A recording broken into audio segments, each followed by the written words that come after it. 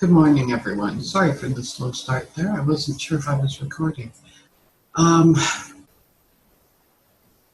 realized late last night that my perception of what I am putting out there is probably different than what you're receiving. I had a habit of assuming we all use the same language, and that language means the same thing to each one of us. For example, when I use the word suicide, that it means the same thing. It conjures up the same images in your head as it does in mine. So I wanted to give you a bit of my story, and I hope it resonates with someone. I hope it resonates with you and you feel like you're not alone anymore. So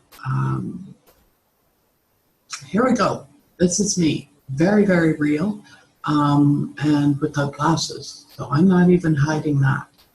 There's all the wrinkles. I haven't even washed my face this month.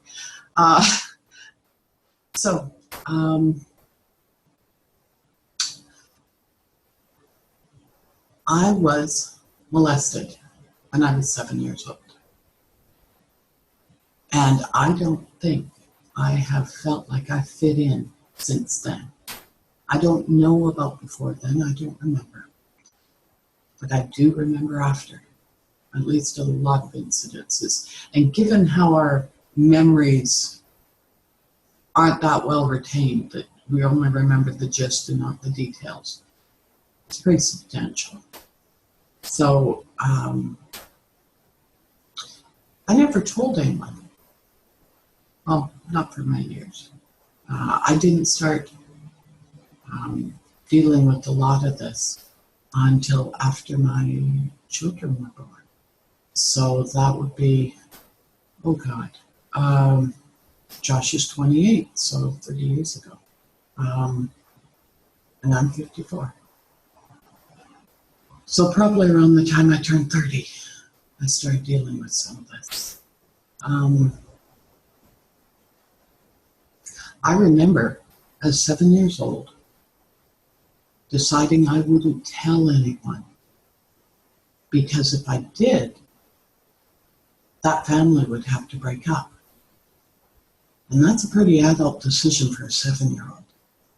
So I don't know what else was going on in my life at that time. I remember being bullied in school, in Girl Guides, in Brownies.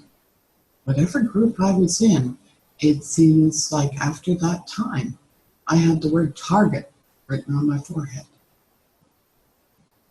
I remember being raped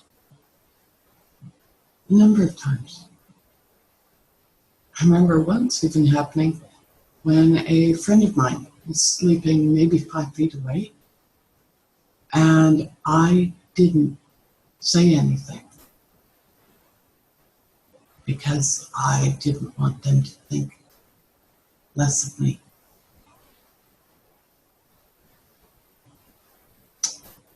I remember being in abusive relationships.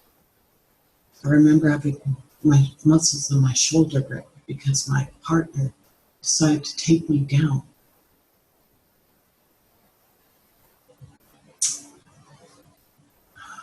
I remember being told many, many times that I was fat, ugly. Kids in school, like the guys apparently like the name Mongo Lips. And while some of this is kid stuff, some of it's very much kid stuff, the fact that I was alone and an outsider made it very, very much worse.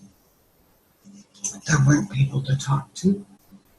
There wasn't anybody to compare notes with.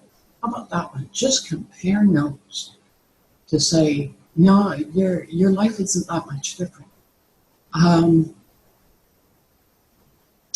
when I talk about suicide, and I talk about 3 times in my life that I've considered, and once I actually tried, um, yeah, that's true.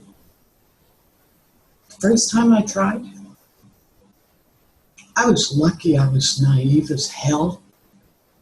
I tried with pills, and I didn't know what pills would work, so I tried with whatever was handy. I don't remember what was handy.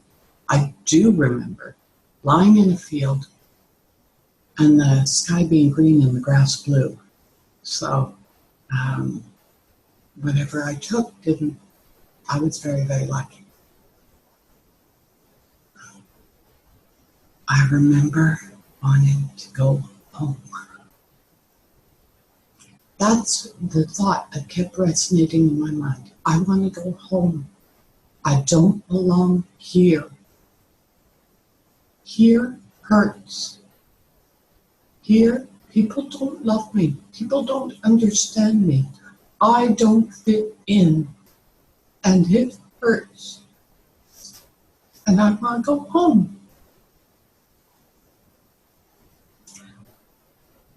I don't have a place that I thought of when I would say those words. I had a feeling. And that feeling was of being loved, being accepted, being safe.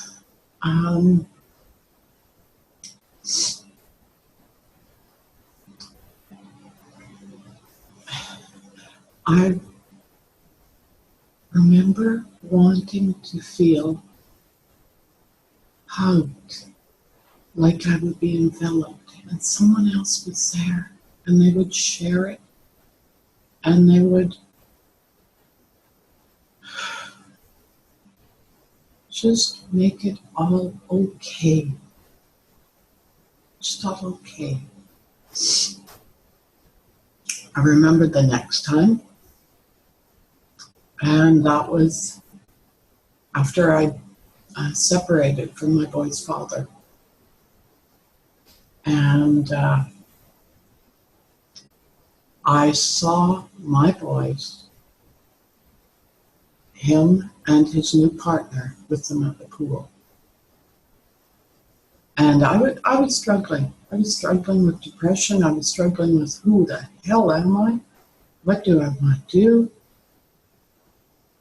And I remember looking at that little family and going, my boys don't need me. They'd be better off without me. That my ex and his girlfriend could give them a better life than I could. I could only give them half a life. That mentality led to a whole lot of really bad relationships as I tried to find a dad. It also led to another memory of me being in counseling, telling my counselor that I felt suicidal and having her laugh at me. I found out later that in my file, someone had put down that I was attention-seeking, approval-seeking, and that I really didn't. I just invented things. I found that out way after. I had this one was good. I had a counselor, a former friend, phone me up and tell me one of my exes, one that I had to take to court, had applied for a gun license and was coming to Prince George. And then he laughed, saying it was all a joke. If you've ever experienced PTSD, you wouldn't understand the throwback that those words would have instilled in me. It was brutal. It was brutal. I was so scared, so very, very scared. I could describe more on and on. The last suicide attempt and or thought would have been in 2012, 2013, just before I started the mindset program. Just before I started looking at my unconscious drivers.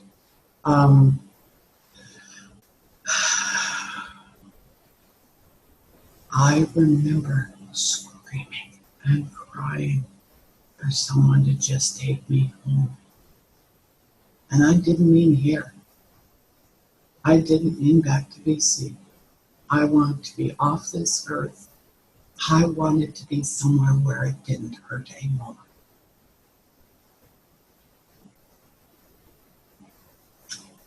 I want to be somewhere where I felt safe. Because I didn't feel safe. Not at my work, not in my apartment, not when I was out on the street. If it hadn't been for my dog and worrying that there wouldn't be a place for her, I had no idea how anyone would find her, how anyone would think of her. And I couldn't do that to her. And then I saw a webinar from Brian Grasso. And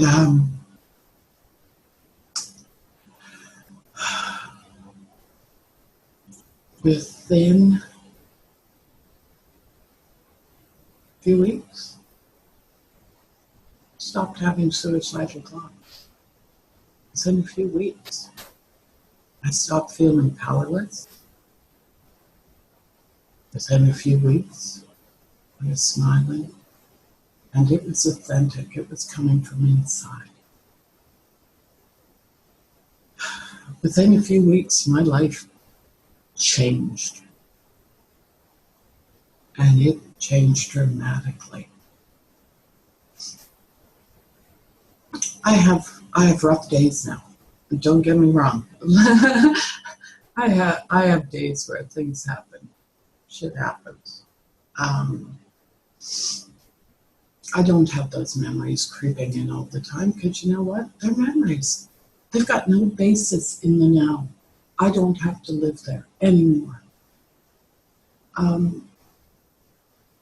Sometimes I have feelings, I have reactions that were in my unconscious from those times. And you know what? I don't have to react to them either because it's not happening and I don't have to live there anymore.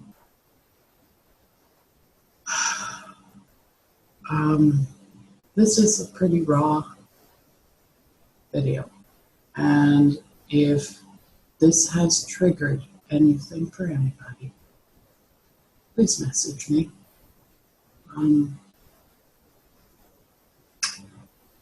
I hope this lets you know that whoever you are, you're not alone. We're all in this together. And I can almost guarantee you there are others out there who have felt similar things, had similar incidences, events in their lives. And we can all get to a place where it doesn't matter because that ain't happening anymore. So, I love you. Have a wonderful day and big, huge hugs. Hugs make the world go round, buddy. So, take care.